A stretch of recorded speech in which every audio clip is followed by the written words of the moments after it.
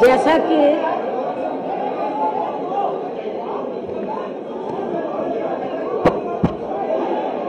ठीक है,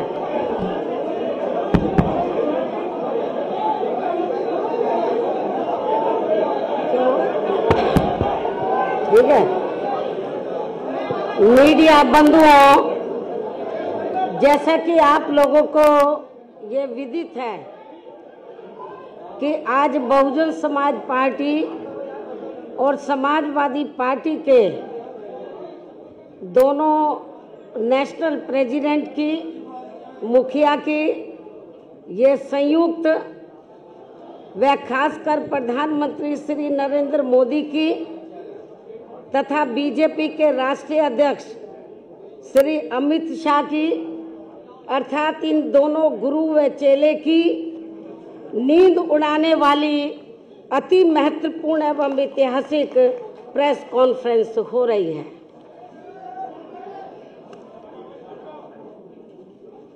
हालांकि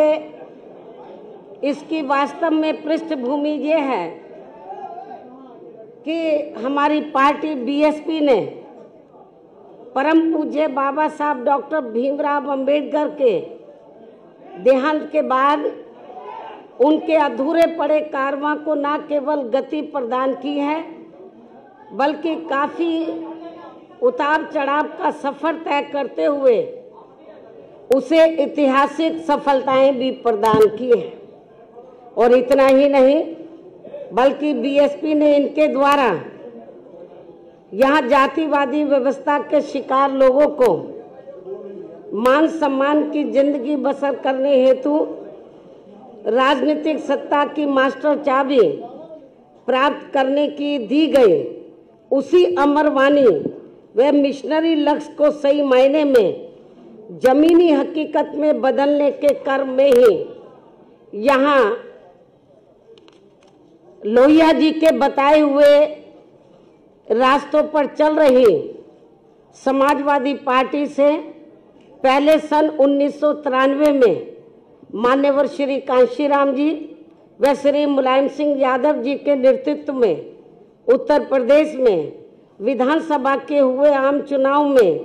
चुनावी गठबंधन करके ये चुनाव लड़ा गया था। और फिर उसके परिणाम स्वरूप ही उत्तर प्रदेश जैसे देश के सबसे बड़े व महत्वपूर्ण राज्य में हवा का रुख पूरी तरह से बदलते हुए तथा बीजेपी जैसी घोर जातिवादी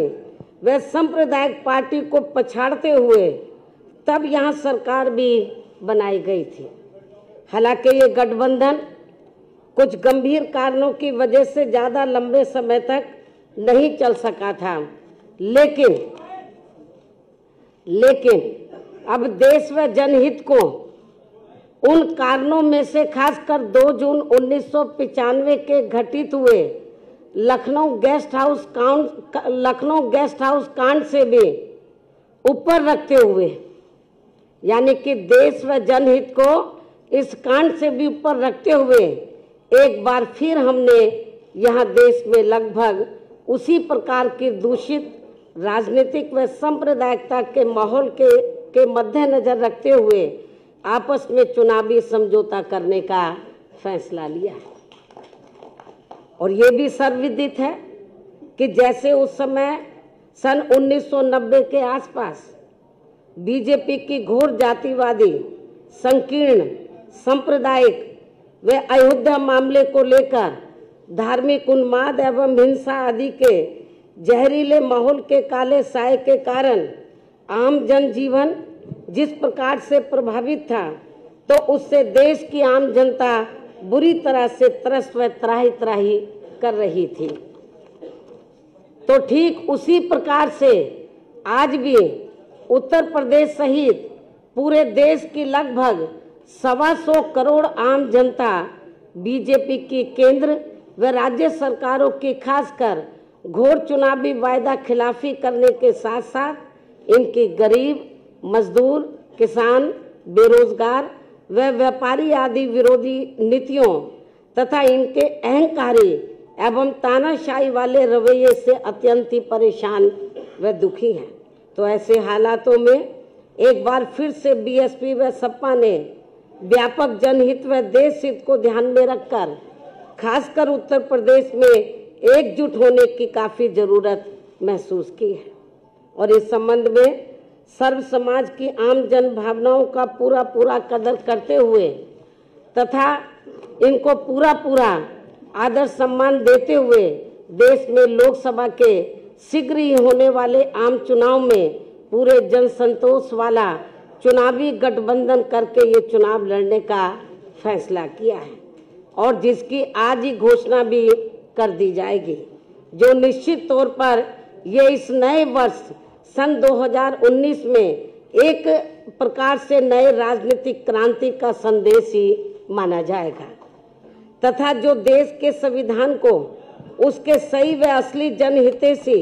एवं कल्याणकारी मार्ग पर चलने का रास्ता ही मुकर्रर करेगा। और ऐसे में अब बीएसपी व सपा के बने इस गठबंधन से समाज व देश को बहुत उम्मीदें भी जग गई हैं, क्योंकि यह चुनाव जीतने के लिए केवल दो पार्टियों का ही एकजुट होना मात्र नहीं है, बल्कि ये समाज के अधिकांश आबादी का प्रतिनिधित्व करने वाले सर्व समाज के खासकर गरीबों, मजदूरों, किसानों, छोटे व मझोले व्यापारियों, युवाओं, बेरोजगारों, महिलाओं व अन्य मेहनत का आम जनता के साथ साथ दलितों, शोषितों, पिछड़ों, मुस्लिम व अन्य धार्मिक अल्पसंख्यकों के हितों की रक्षा एवं इनका प्रतिनिधित्व करने वाली एक शक्ति भी है, जो आगे चलकर देश के बेहतर कल को बनाने वाली सामाजिक परिवर्तन एवं आर्थिक मुक्ति के मिशनरी लक्ष्य की प्राप्ति का एक खास सामाजिक एवं आर्थिक क्रांति का आंदोलन भी बन सकता है। इसके साथ ही वैसे आपको ये भी मालूम है कि देश में पिछले लोकसभा और उसके बाद उत्तर प्रदेश में विधानसभा के हुए आम चुनाव में भी बीजेपी ने जिस प्रकार से केंद्र व उत्तर प्रदेश में यहाँ बेईमानी से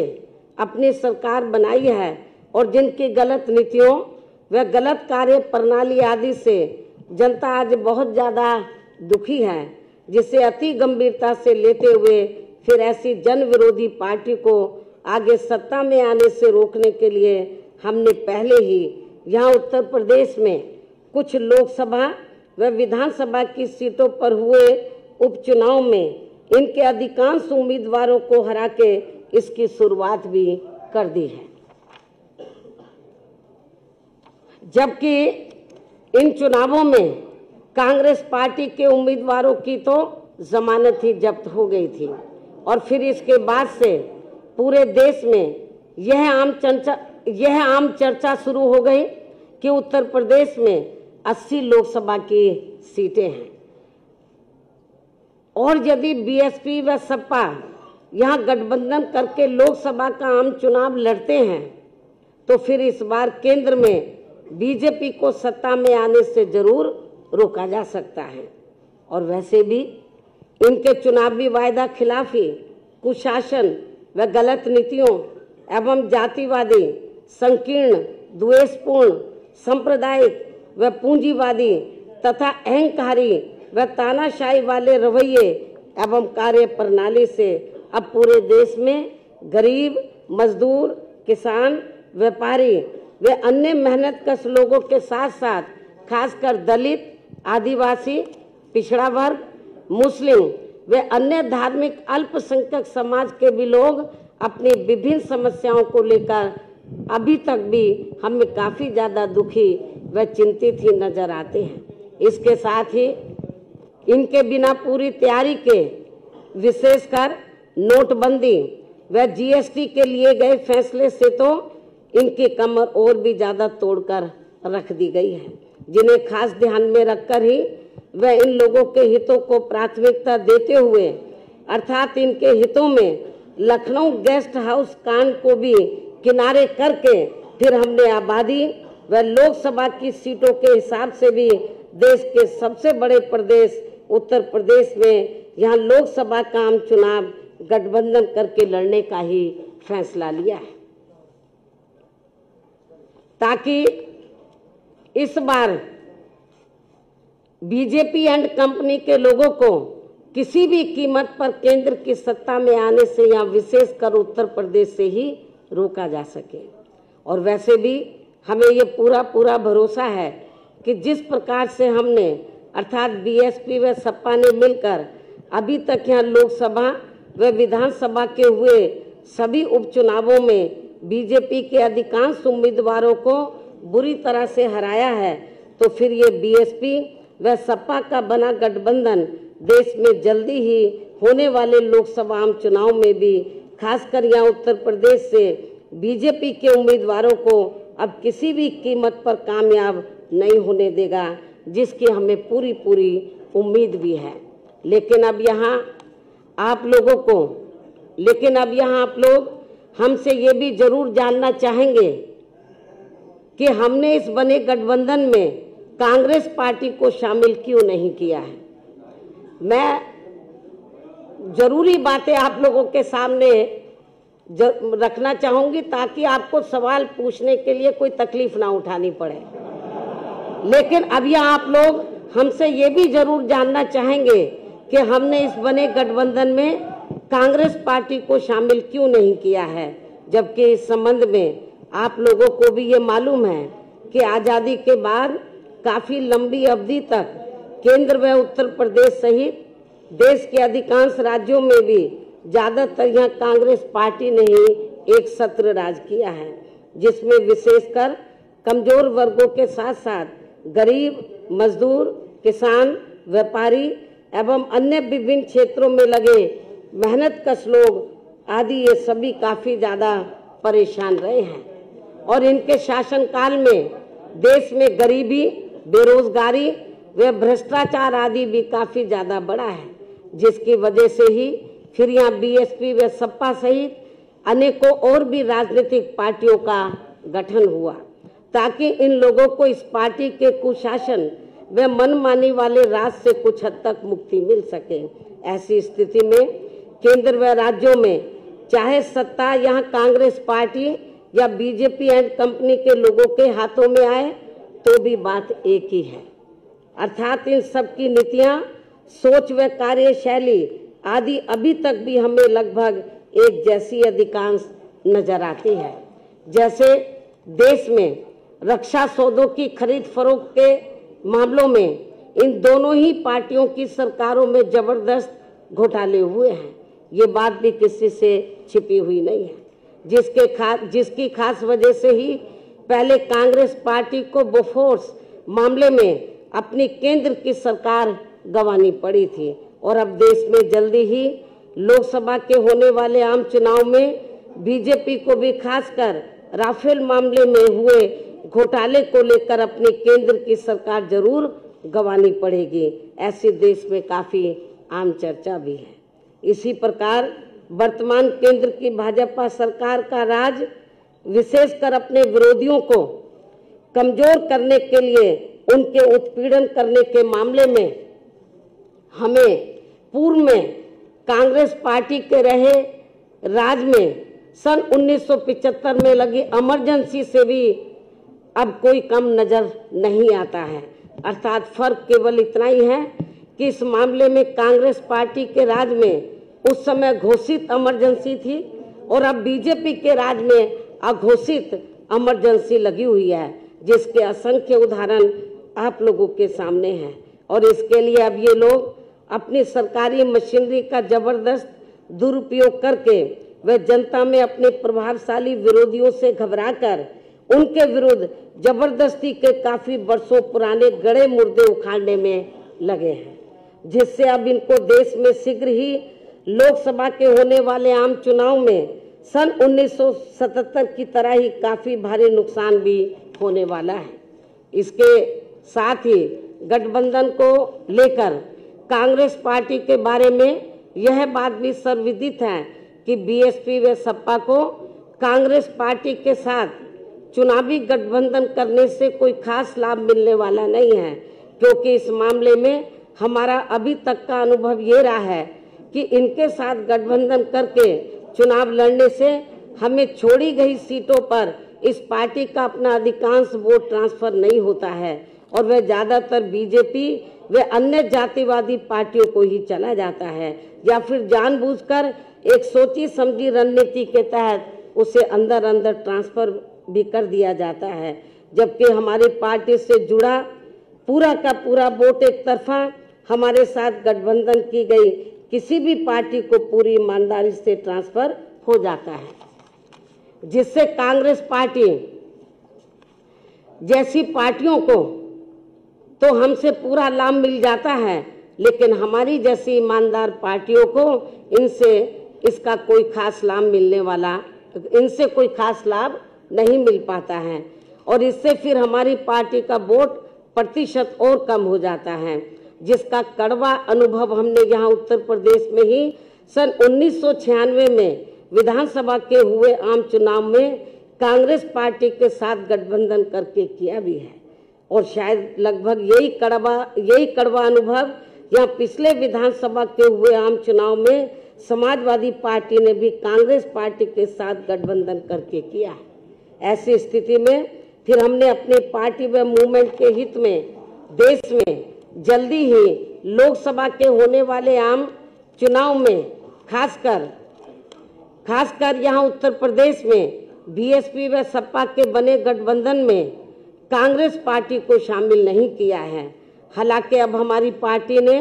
पूरे देश में ये फैसला लिया है कि हमारी पार्टी अब आगे कांग्रेस पार्टी की तरह ऐसी अन्य और किसी भी पार्टी के साथ गठबंधन करके कोई चुनाव नहीं लड़ेगी, जिससे हमारी पार्टी को खुद ही राजनीतिक नुकसान पहुंच जाए, यानी कि उसका वोट हमें ट्रांसफर ना हो सके। लेकिन इस मामले में अभी तक अच्छी बात ये रही है कि उत्तर प्रदेश में बीएसपी व सपा का पूर्व में विधानसभा चुनाव के लिए हुआ गठबंधन का पिछला रहा अनुभव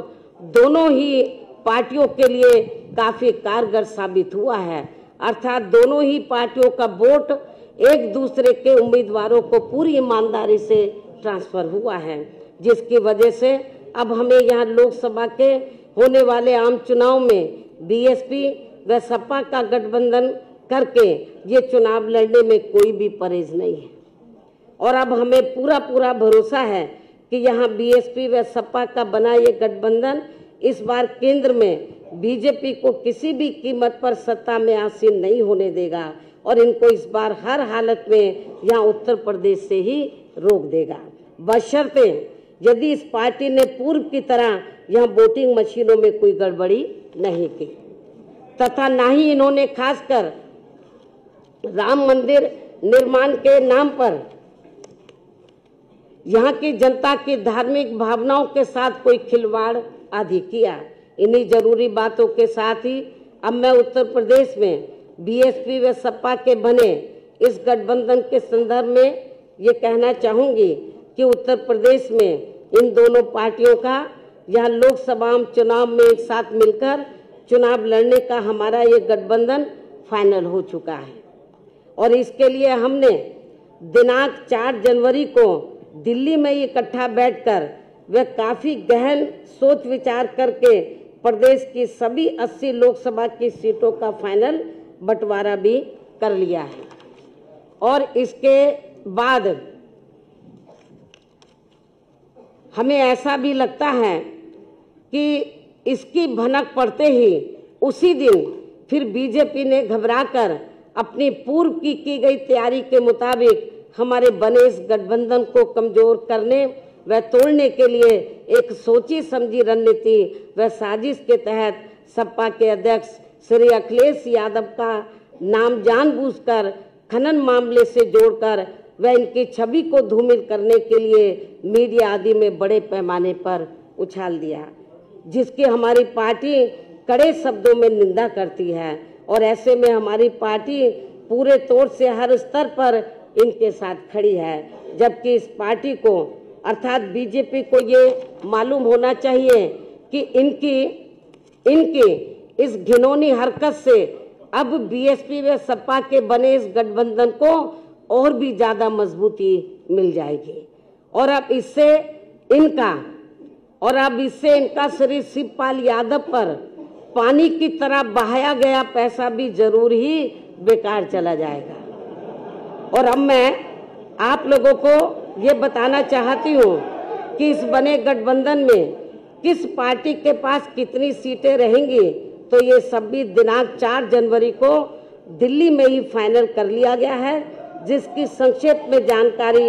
इस प्रकार से है। उत्तर प्रदेश में कुल 80 लोकसभा की सीटें हैं, जिसमें से बीएसपी 38 लोकसभा की सीटों पर और एसपी 38 लोकसभा की सीटों पर मिलकर ये चुनाव लड़ेगी। और 2 लोकसभा की सीटें हमने अभी 1-2 और पार्टियों के लिए छोड़ दी है। इनके अलावा 2 और शेष बची सीटें अर्थात अमेठी व रायबरेली, ये दोनों लोकसभा की सीटें हमने कांग्रेस पार्टी के साथ बिना कोई गठबंधन किए हुए ही इस पार्टी के लिए छोड़ दिए हैं, ताकि बीजेपी के लोग इन दोनों सीटों पर कांग्रेस पार्टी की संरक्षक व इनके अध्यक्ष को भी यही उलझाकर न रख सके। इसके साथ साथ बंटवारे में कौन कौन सी सीटें बीएसपी व सपा आदि के पास रहेंगी, तो इसका भी लगभग तय ही हो चुका है, जिसकी सीटवार पूरी जानकारी आपको बहुत जल्दी ही प्रेस नोट के जरिए दे दी जाएगी। और अब मैं अंत में बीएसपी व सपा के सभी छोटे बड़े पदाधिकारियों, नेताओं व कार्यकर्ताओं से मीडिया के माध्यम से ये भी पुरजोर अपील करती हूँ कि वे इस चुनाव में पर्दे के पीछे से बीजेपी द्वारा चलाई जा रही श्री शिवपाल यादव की पार्टी को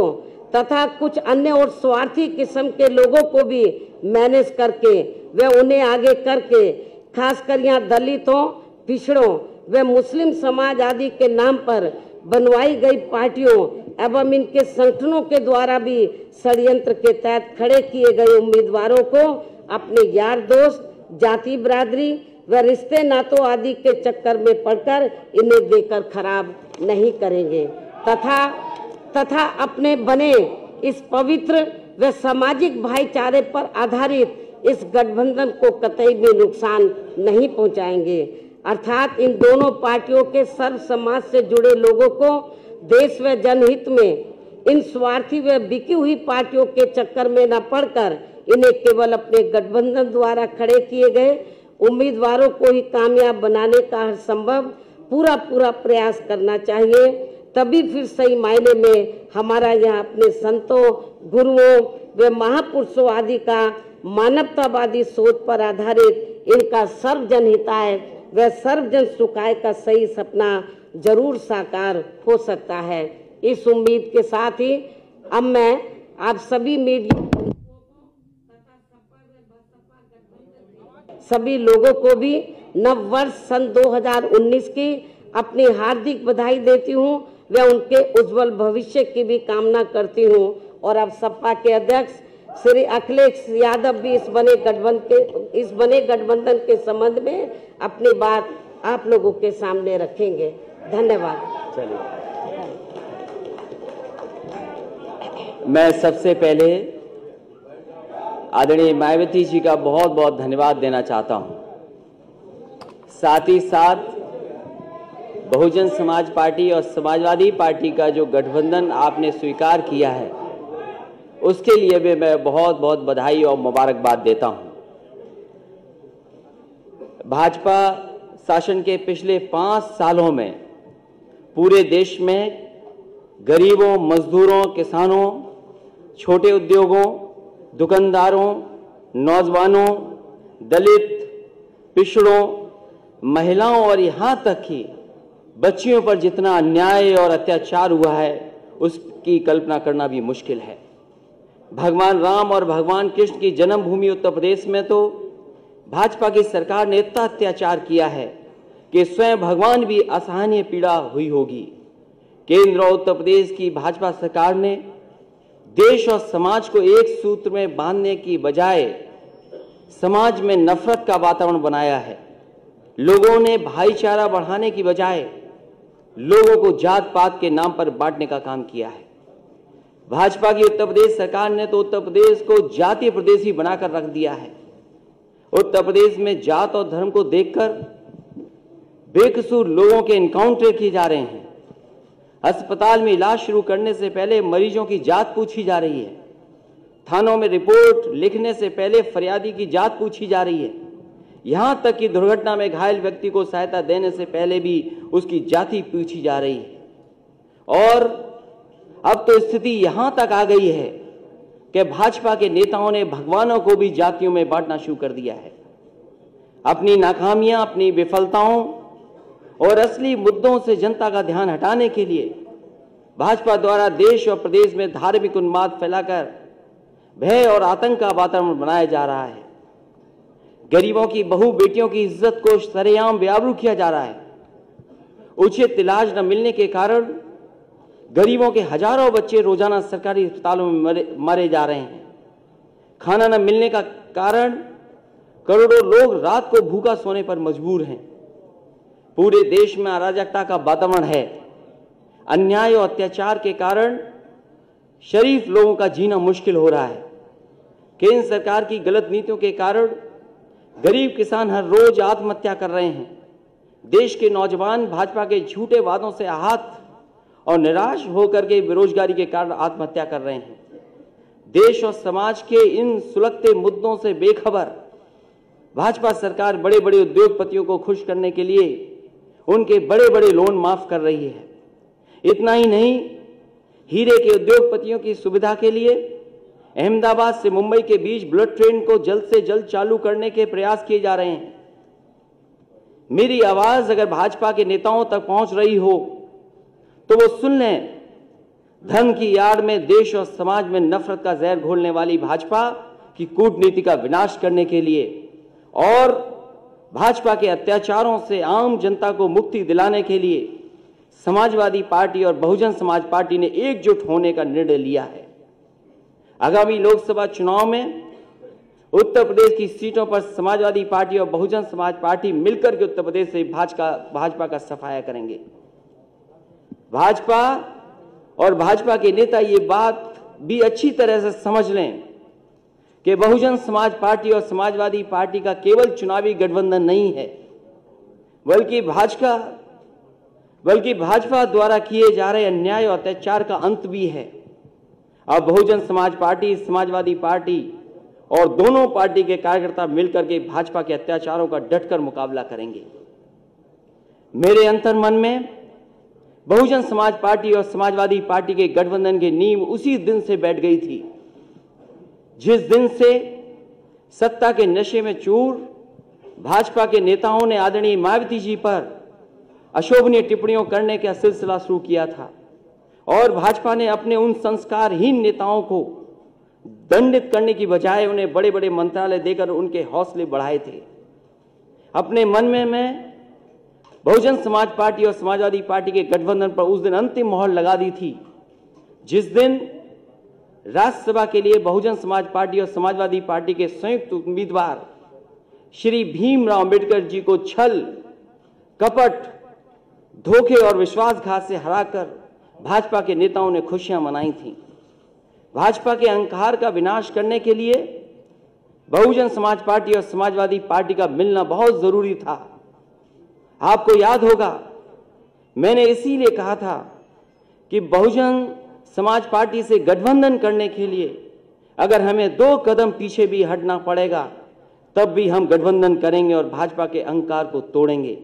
मैं एक बार फिर आदरणीय मायावती जी का धन्यवाद दूंगा कि कम से कम आपने बराबर का एक दूसरे का सम्मान करने का काम किया है गठबंधन में। आज से समाजवादी पार्टी का प्रत्येक कार्यकर्ता इस बात को गांठ बांध ले कि आदरणीय मायावती जी का सम्मान मेरा सम्मान है और अगर भाजपा का कोई भी नेता आदरणीय मायावती जी का अपमान करता है तो समझ लेना कि वो अपमान आदरणीय मायावती जी का नहीं बल्कि मेरा अपमान हुआ है। हम समाजवादी हैं और समाजवादियों की यह विशेषता होती है कि वो दुख और सुख दोनों में बराबर के हिस्सेदार होते हैं। इसलिए हमें इस रिश्ते को मजबूती के साथ और आगे बढ़ाना है। बहुजन समाज पार्टी और समाजवादी पार्टी के गठबंधन से घबराकर अपनी आदत के अनुसार भाजपा तरह तरह के षड्यंत्र रच सकती है। गलत फहमी पैदा करके हमारे कार्यकर्ताओं के बीच नफरत का वातावरण बना सकती है। भाजपा द्वारा दंगा फसाद कराने का प्रयास भी किया जा सकता है, परंतु हमें संयम और धैर्य से काम लेना है। हमें भाजपा की हर साजिश को नाकाम करना है और आपसी भाईचारे को मजबूत करना है। मैं आदरणीय मायावती जी का